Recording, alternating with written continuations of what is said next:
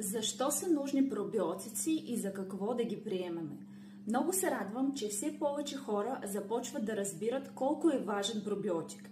Вече знаем, че голяма част от имунната ни система, около 70%, зависи от това колко са здрави нашите черва. А за да са здрави, трябва да са заселени с добри бактерии.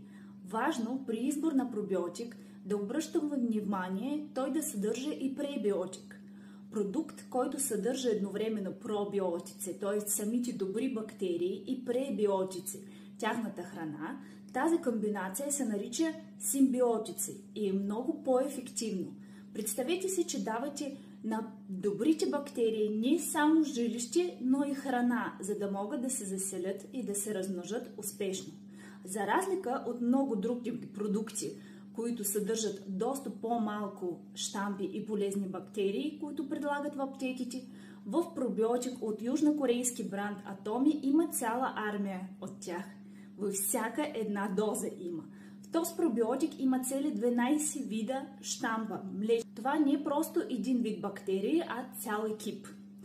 Като възстановяване баланса на чревната флора с този пробиотик, вие всъщност работите директно за подсилване на своя имунитет.